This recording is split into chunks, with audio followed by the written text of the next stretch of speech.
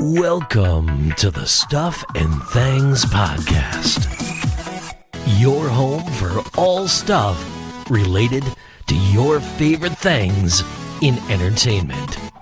Now, here are your hosts. Hello everybody and welcome to a new episode of the weekly show here on the Stuff and Things Podcast. Today's topic for episode 44 is animals in films. So like when animals are the lead, they're the main character or one of the main characters or the sidekick, but they're part of the main roster on a show or a film. Joining me to get his animal on, it's Stefan. Hello there. How you doing, buddy? I'm not too bad. How are you? Yeah, okay. It's an odd topic, this one. Covers a whole range of things. But I'm going to start by saying Yes. Jurassic Park isn't animals. Can I give you one reason why why it is? No, because They feed the T-Rex a goat. That's an animal. No, bad. They do feed the T-Rex a goat.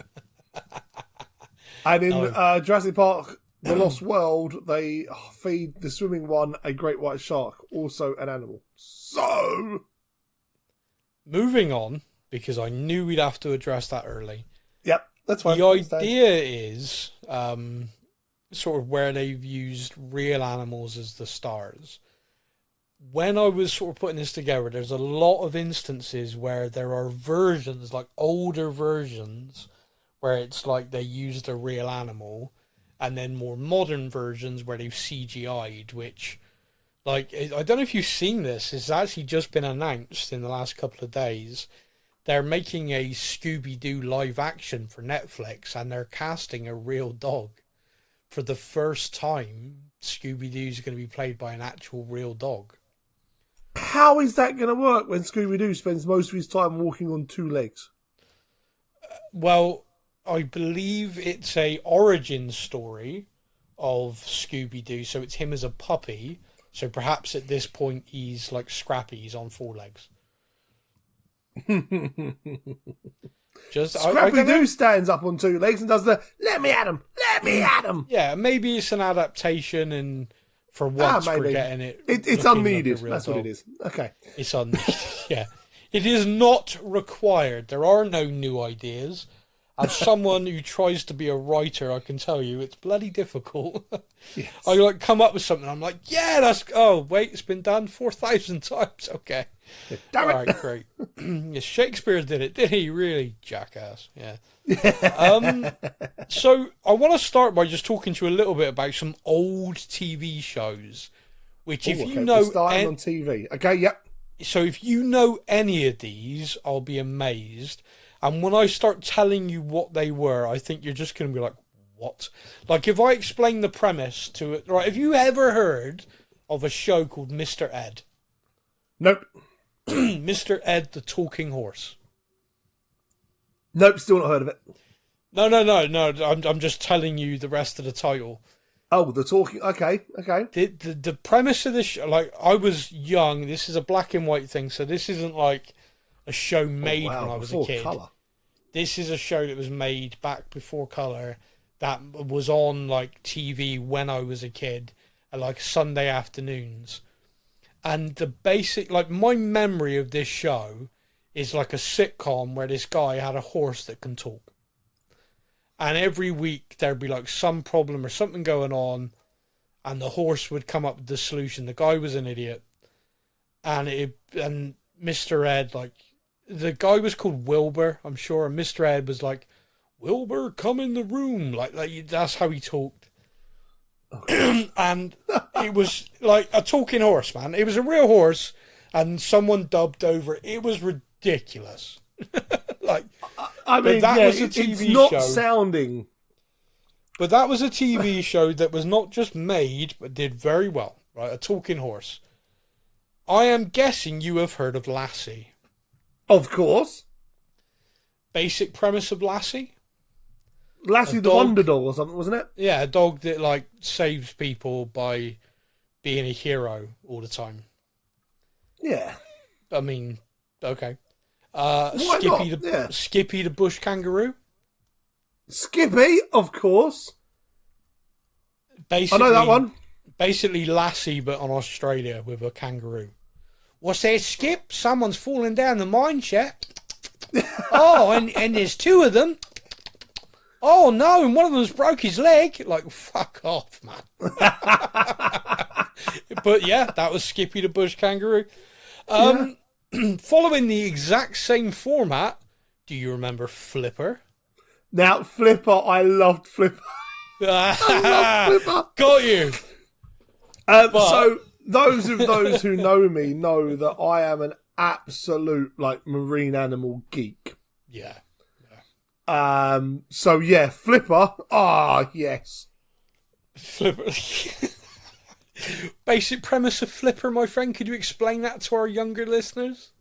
No, he was just an awesome dolphin that used to like save people and do stuff. It was awesome. I've actually got it open on one of my tabs. Is actually Flipper. I didn't realise it was 1964 to 1967. Yeah. Flipper, who's like a dolphin that can disarm nuclear devices and shit. But yeah, it's, perfectly logical show. I mean, a talking horse is completely far-fetched, and then you have animals that don't talk, but like round up bad guys. Like Flipper is literally in the water. If you're a bad guy on a boat, get out of the damn boat. The thing can't do anything to you. Anyway, right. We're back on land. Tough. Yeah, tough shit, you porpoise. But yeah, it's like Flipper would save the day every single week, and it was just ridiculous. A show which has arguably the greatest theme tune in the history of the world, The Littlest Hobo. Did you ever see that? No.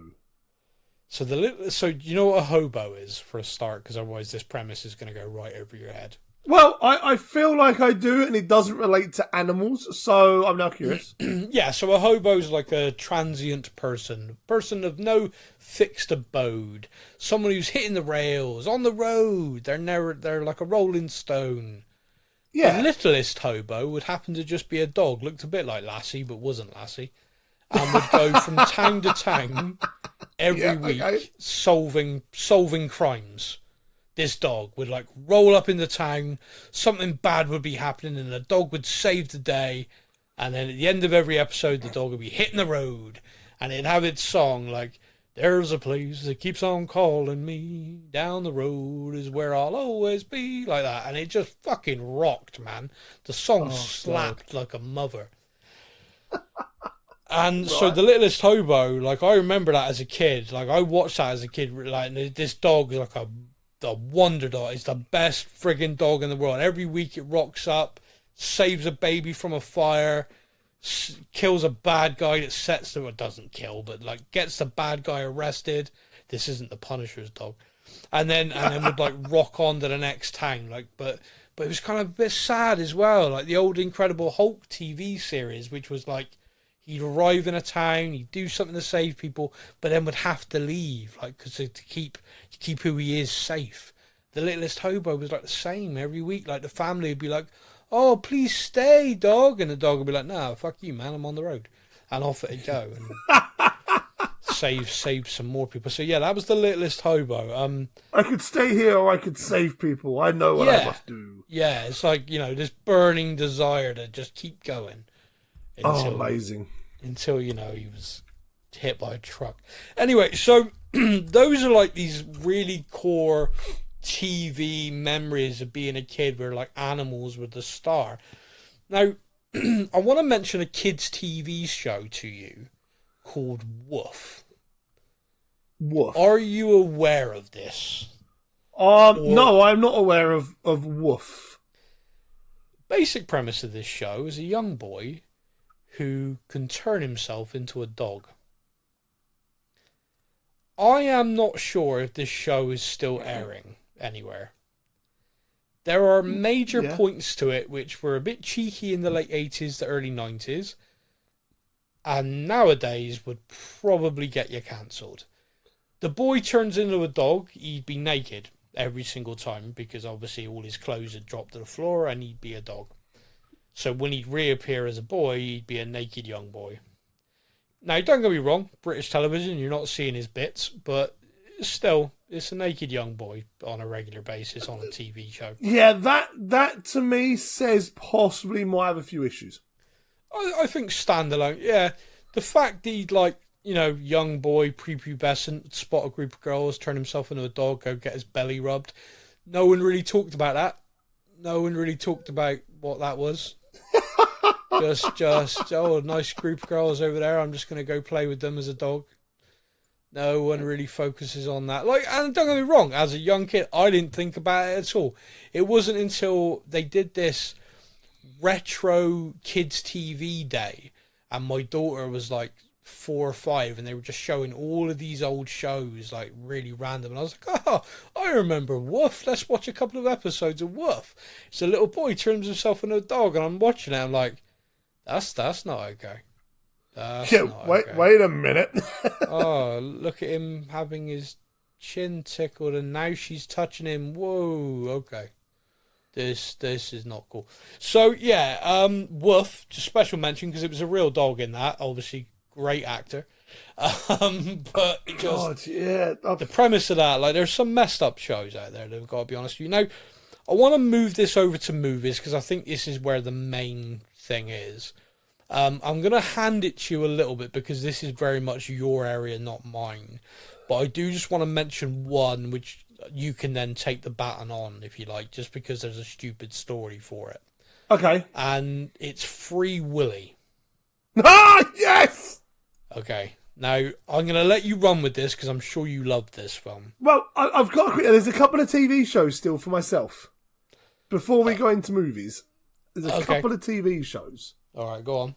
That I kind of grew up with. Now, mine are a little bit more documentary-wise, so I don't know if that fully counts or not. Not really, no. No? Okay. Well, no.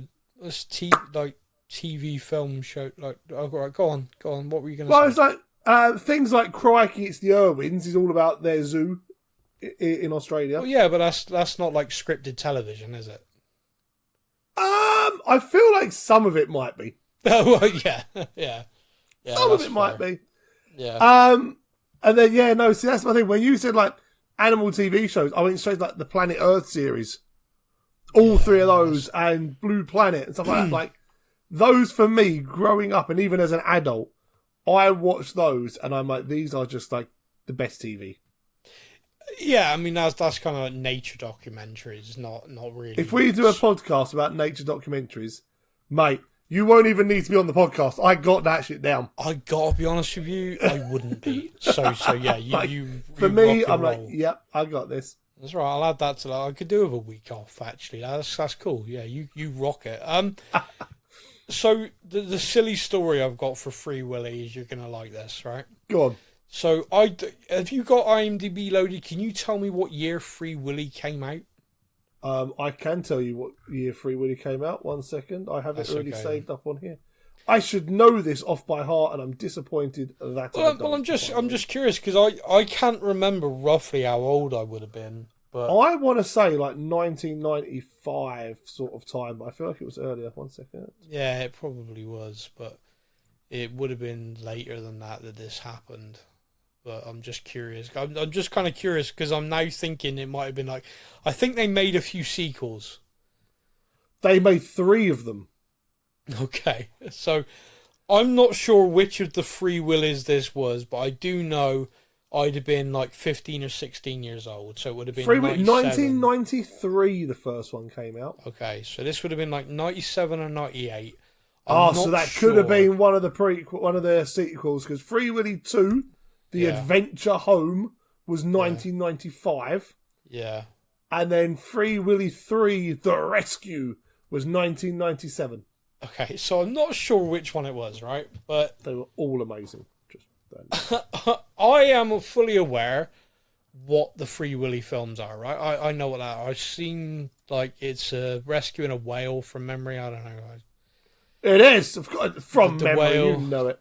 The whale's called Willy. I mean, just like the... Poor Jessie is a bit of a runaway, tearaway child, keeps getting in trouble, and he has to go and work at a marine park to kind of rehabilitate himself to stop and being falls an in ass. love with a giant willy. See, I just don't think that's appropriate. He finds this killer Giant whale willy. that just wants to escape, and they risk everything to help him escape and get him to jump over that fantastic wall. And he does the whole hand up in the air. It's an amazing film. Yes. Okay. Anyway, so the stupid story, which I think will amuse people. I was on a rugby tour, and rugby tour was organised by coaches for the side, but then you had to have a certain number of adults because there was a certain number of kids on the tour. We were like 15, 16 years old, and I think they needed basically like one adult per three or something like that. I don't know what the ratio would have been. Now, being a rugby club, the obvious smart thing that they did was they got some of the rugby first team to come along on this tour. What that basically meant is you had about 8 guys just shit-faced for a 5-day week, like weekend thing, long weekend, pretending to be chaperones to a group of 15, 16-year-old rugby players. Yep. It was a recipe for disaster. However, my overriding memory, which will never leave me because it's fucking hilarious, was listening to a massive argument happen between 2 of these rugby players in the reception over being charged for a film. And me just kind of like, oh, what's this about? What's this argument about? And I shit you not, the basic, like, this may not be word perfect, but near enough, was, when you order a film called Free Willy, you're expecting to see some tits and sex. I ain't paying £5 for this shit about a fucking whale. Now, That's personally, I think only £5 to watch a movie of that magnitude. They've got a good deal. That's correct, ladies and gentlemen. A couple of senior rugby players, so say chaperoning, were hoping to order some porn, and they saw Free Willy, assuming that must be an adult film, ordered it only to be sat there watching this beautiful story of a whale being released from captivity. I have so many questions now as an adult, like how far into it did they get? Before they realised, wait a minute, before they realised, no one's shagging in the stands. Yeah, like at some point are we going to see one of these women marine wildlife get absolutely murdered by a whale cock? I don't know. I don't know what was going through their minds. Because the story is about like a 13-year-old boy.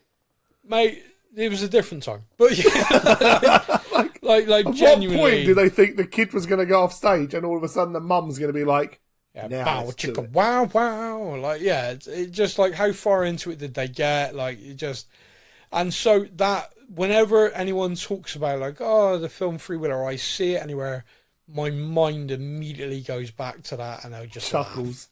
Like, stupid. But mate, you clearly are a fan of the Free Willy franchise.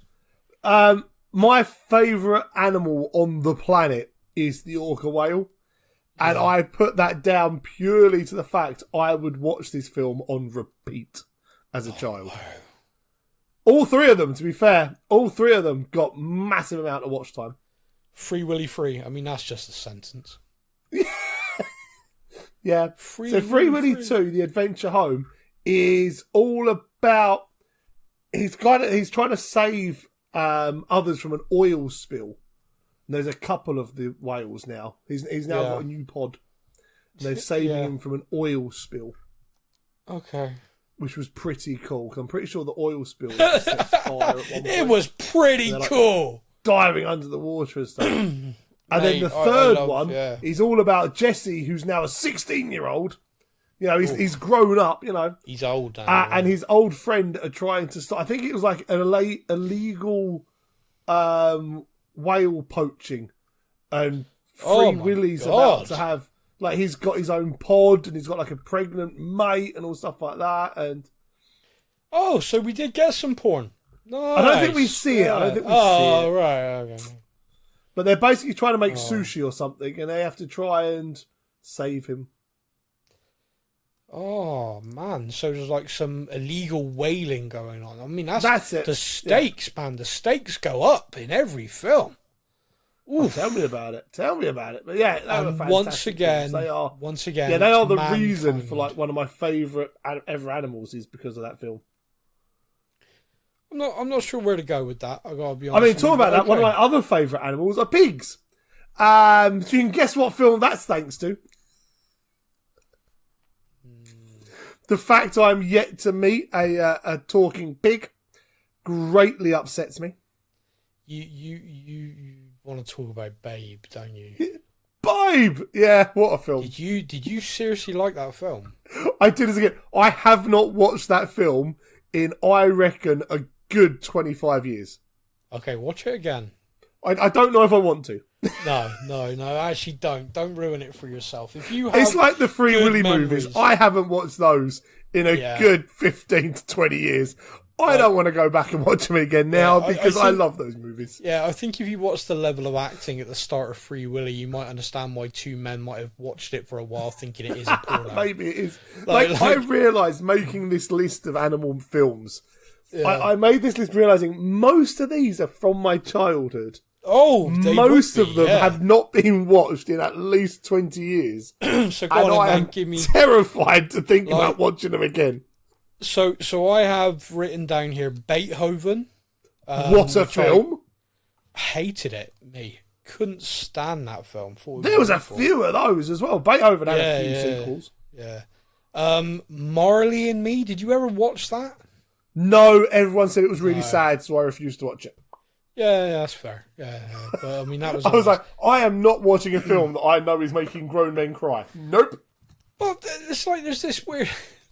There's this thing, and we've talked about this a little bit on a special we did recently.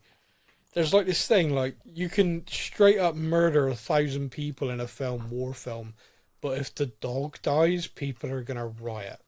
Yeah, and it's like, okay, all right, fair enough. I don't fully get it, but Turner and Hooch. Did you ever watch these? Oh, yes. That was Tom Hanks, wasn't it? Yeah, Tom Hanks, and then there was K9, which I think was basically the exact same film but different actor. Yeah, pretty much. I've seen Turner and Hooch. I know that one. Yeah. I mean, they were. Yeah, I'm kind of interested because I'd love to know. And there's probably an interview somewhere. Like, there's the adage in it: never work with animals and children from actors. Yes. So if you're doing a film which is literally your co-star is an animal, there must just be patience beyond belief. Yeah, that's got to be reset. Yeah, reset.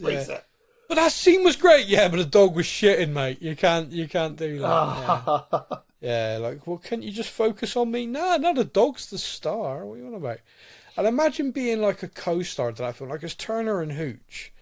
You're an actor, like you went to like Juilliard or something, and this dog's like literally taking a piss on you, and everyone's laughing about it. It's like, you're Tom Hanks, one of the greatest actors of all time, and you're working alongside a dog. Not when he was doing that. Like his reputation. He hadn't reached those heights just yet. I mean, he did do another film called Splash, where he was working with a mermaid. He did, which are of course real creatures. Mermaids are an interesting thing, like. I never quite got the fantasy of the mermaid to me. Like, do you reckon they taste fishy? Some do. Anyway, right, moving on. I've got my question for the end of the show. I'll just get rid of that and make a rude comment about mermaids. Salty. Fish tacos all round. So, 101 Dalmatians. There's a live action version. Now you've got the 2 animated and the 2 live actions. Yeah, well, forget animation because this is live. But there's actual now in the live action they use real dogs. They do. It's such a good film. That must be just fucking chaos, right? That must just that be like, many. What the hell? Yeah. Like whoever turned around to like, okay, we're gonna make 101 Dalmatians live action. Okay, we're gonna animate the dogs. No, we're gonna use real dogs. There must have been someone just looking at it going, that's like puppies.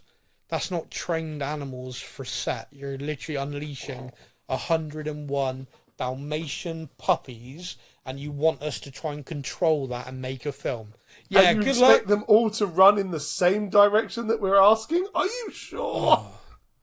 just like that must have been chaos and hell, and you'd have had to have paid me a lot to be in that. Yeah, it was. I mean, to be clear, I'd have done it because everyone's got a price, and mine's not that high. Drop me a message anytime. I will take bribes. I am not afraid of taking cash for questions. I am corrupt. So I am corruptible. I am the villain. The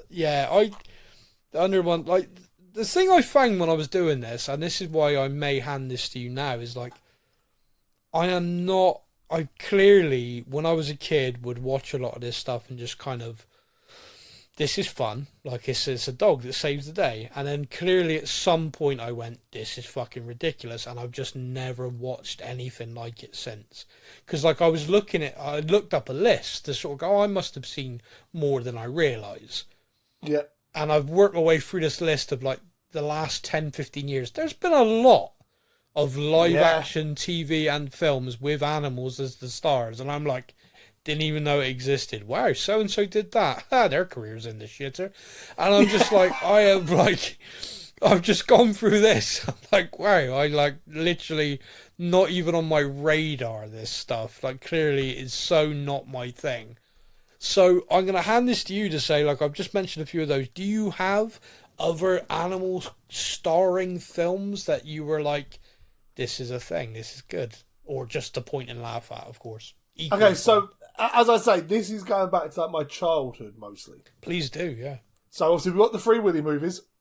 Yeah. We've had Babe and Babe Pig in the City. They made a sequel. Was that a real pig though? Huh? I don't think that was a real pig. I thought that was animated. I thought Babe and Babe 2 were real pigs. Mate, you could be right. I genuinely don't know. Like I probably watched the first one and maybe got halfway through it. I'm sure the first one. Yeah, the first one's a real pig. I'm quickly scrolling now. Babe Pig in the City. I'm looking at pictures. I'm looking at pictures on IMDb. That looks like a real pig to me. All right, you keep doing your list. I'm gonna ask someone smarter than me. Okay, so we have Mouse Hunt. Do you remember Mouse Hunt? I do not. Lee Evans. I've got some news. Breaking news. The filmmakers used a total of 48 real live pigs. Unfortunately, by the end of filming the first film, at least 12 of them had passed away. Oh, blimey. There you go. So when you're watching that film next, just remember bacon and sausages. You're going to say, yeah. Sorry, mate, carry on. So, it was Lee Evans was in Mouse Hunt. Wow, poor Lee. And Nathan Lane, who it's not a name I really recognise. No, I know Nathan Lane. That's a serious person. Why is Nathan Lane in this shit? Him Nathan and Lee Evans. Oh, mate, there are more people in it than that. So, do you ever see like serious actors in these films and realise they must have a really bad drug addiction? Christopher Walken is in it, for Christ's sake. Oh, okay, so that answers that. Yes, he does. Yeah, yes, okay. Is the answer. Yeah. Yeah. It's just... basically, it is. I was in a film. Yeah. Yeah, they inherit kind of this old, unique house, and they have to get rid of a mouse in it, and the mouse is just as desperate to stay in the house as they are to get it out. And it's a bit like the slapstick comedy of like Home Alone sort of thing. But with a mouse. But with a mouse instead. Mate, come on now. These two brothers trying to get rid of this mouse, and it just like, they set an entire room full of mouse traps on the floor. And, the mouse runs through all of them, so they chase it, and obviously fall over and get covered in all the mouse. That sort of thing. Slapstick, they call it, but yeah. They do, and Lee Evans is the master of that, but man, that sounds bad. Oh, yeah. Yeah, as I say, came out in 1997, so I watched it as a child, haven't watched it as an adult. Okie dokie. I'll let that one slide. Jaws. Where do we stand on Jaws? Ooh, animatronic shark, but there is real sharks in the footage, but probably a very iconic animal film. Yeah. That actually genuinely made me afraid to swim in the sea for a while. You got to remember when did that film come out? That came out in 1975. Okay, so I watched that when I was little because my older brothers had no filter and they were bastards. And then would go to the beach and be like, go in the water. Fuck off. Like, no way. There's sharks in the water. Yeah, I am not going in the water. Nope. Yeah. Also, in the 80s, it was perfectly acceptable to tell your children massive lies to make them do what you want. Brush your teeth or I'm going to throw you in the ocean. Okay. For example, if we were anywhere near water, there's sharks in that water, mine. Don't go near it. I wouldn't go anywhere. I wouldn't even get near the edge. That was parenting in the 80s, you know, like... See that little canal? Yep, sharks. Yeah, exactly. Like, sharks in there, don't go near there. You remember Jules? Yeah, I do. I've had nightmares for a year. I need therapy. No, you don't. Man up, have a beer. I'm 5. Okay, have 2. That was the 80s. Don't tell your mum. Wonderful time. Yeah, just don't tell your mum. Wow, that sentence was very real as well. Like, don't tell your mum. Don't tell anyone responsible. Exactly. Sorry, mate. So Jules, yeah, I mean, we'll allow it because of the iconicness. We'll allow it. See, I'm saying snakes on a plane, not allowed. Please, God, no. Because that was just CGI rubbish. Samuel L. Jackson, why did you do that film? It was snakes on a motherfucking plane. It's great. Okay, thanks, Sam. Pretty much. Homeward Bound. Oh, man. Fuck, hated those films. Oh, man. Michael J. Fox. Love Michael J. Fox. I believe he was the bulldog pup. Yeah, I don't know. That was one of those films where, again, as a child, I remember watching this movie. I was about to say, I think I aged out. I think, like I said earlier on, because that when you think about that, that is very much in a wheelhouse for stuff I would have enjoyed. But I think I must have just got to that point where I was like, no, that's not cool. The problem with it is they made the first one and it was brilliant. Yeah. And then they decided 6 years later to make a second one. Yeah. And it was like, okay, now it's just irresponsible pet owners. I mean, you can apply that to so many things, though. like you know, at what point during the Taken franchise is he just a bad dad? And they escape and get home. This one, they go with them on the holiday, and they get accidentally separated in San Francisco. And I remember it's like they had to search for the Golden Bridge because that's how we'll get home. Mate, in Home Alone, they forget their kid twice. Home Alone, that is just awful parenting.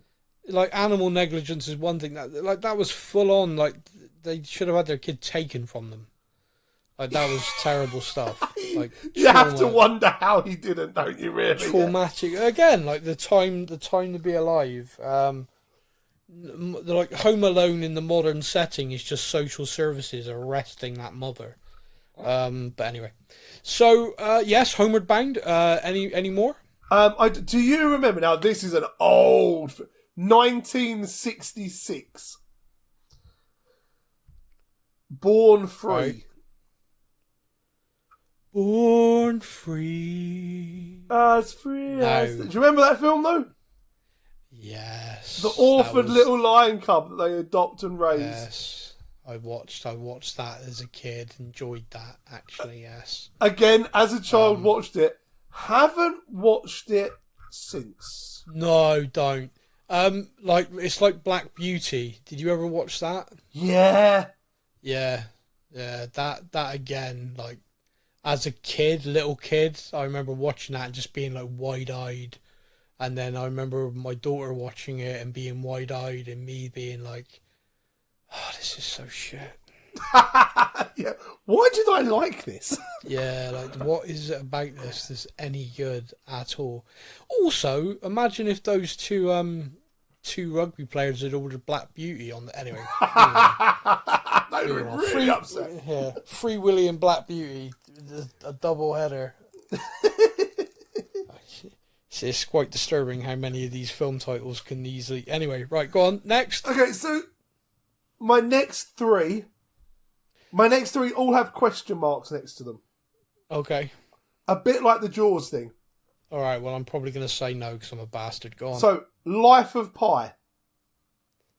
No, it's fully CGI'd. I mean, I know what you're saying with the story of it, and the book is obviously it's real, but no, that's not like an animal co-star. That's literally a guy acting the green screen and a tennis ball. Okay, that's fine. I can do that one. That's not a problem. Yeah. My next one, George of the Jungle. Now,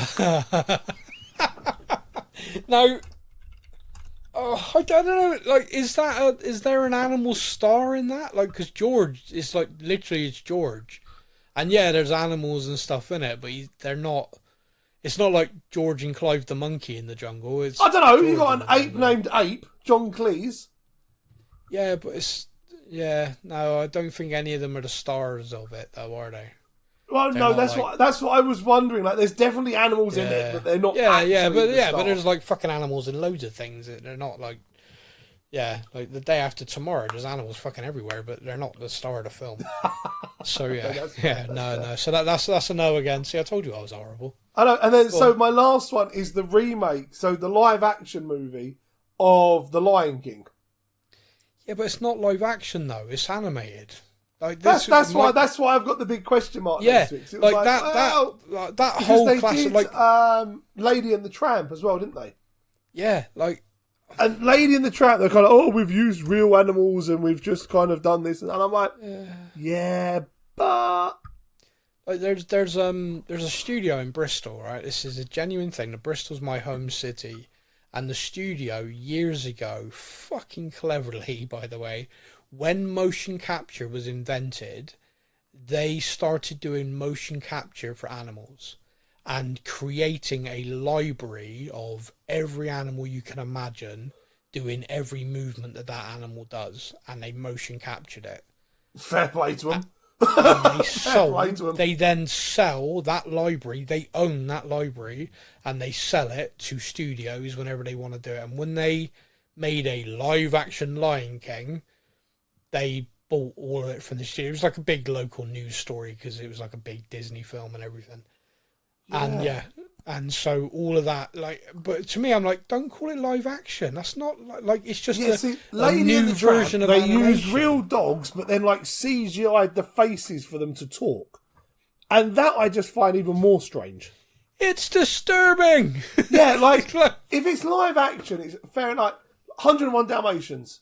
That was live action. 101 puppies running riot. That's live action. There's this thing they did recently, like, there's a Robin Hood Disney film, which is all animals, right?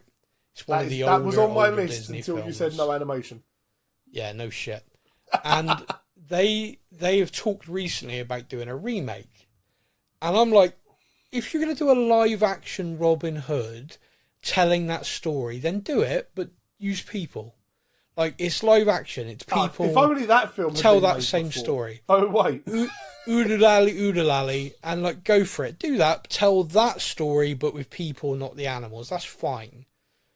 But don't just do modern day animation techniques, CGI, and go, look, live action. Because it's not fucking live action. It's just modern animation. So the answer is no. It's very clever and it looks incredible, but it's not like The Lion King, for example. It looks amazing, but it's not a real fucking lion. I can tell you back in the 1960s when animation first fucking hit the screens, people thought that was amazing too. Like, oh my god, look, it's a moving drawing. What the fuck? Yeah. So yeah, like have you it's seen still Snow animation. White? Oh, we can't call it Snow White and the Seven, as it's now known. Don't. No, not having that debate with you today. This is right. Next animal film, quick. That's it. That's me. That's my kind of... Oh, I think it's a good place to stop because I could feel the rage. I could feel it building. Anyone listening, still listening, I am sure, confidently sure, that we have probably missed something really obvious. Please do get in touch. We forgot snow dogs. we did not forget snow dogs. We deliberately looked at that and went, no. So do get in touch if there's an animal-led film. And by the way, it has to be live action. It has to be a real animal that was in the lead role. No Finding Nemo show. Yeah. Finding Nemo. I will shout like a fucking. I will rage at you via email. Send it in to us, because every 10th show we do, so the next one will be episode 50 of our weekly show. We go over all the emails and everything where people point out stuff we've missed. And it's fun. It's a good laugh. Just quickly. You know your story you said about Free Willy? Yes! In 1988, there was a movie. I've got a list here. It says like the 40 greatest animal movies any made, just to see if we'd missed any out. And a lot of them are animated. King Kong is on there. I feel like King Kong might not quite qualify. No. But number 12 is Gorillas in the Mist. Oh, yeah. Which, after your Free Willy story, I read that and just chuckled and thought of saunas. Gorillas in the Mist. I mean, that's... I think if you are sitting down thinking that's an adult entertainment movie, I really want to judge your porn selection. I got to be honest with you. That's a late night judge yourself after job, if ever I've heard one. Anyway, and on that note, we're going to end this week's show. That was episode 44 with the animals, stars or sidekicks with live action only. Get in touch with us via the podcast app or any of the socials, or Sam at stuffandthangspodcast.com to let us know if we've missed any or just your general thoughts. We will be back next week with episode 45, where it is the great trilogy debate, where basically we're going to be talking about trilogies of films and trying to decide which is the greatest trilogy of movies in history. Free Willy 1, Free Willy 2, Free Willy 3. It may not go well. So it is goodbye from me until next week, and I will leave you now with Stefan and his final thing. Do fish just constantly feel wet? Thank you for listening to the Stuff and Things podcast. We hope you enjoyed the show. You can find us on Facebook or online. Simply search the Stuff and Things podcast to join in our conversation every week.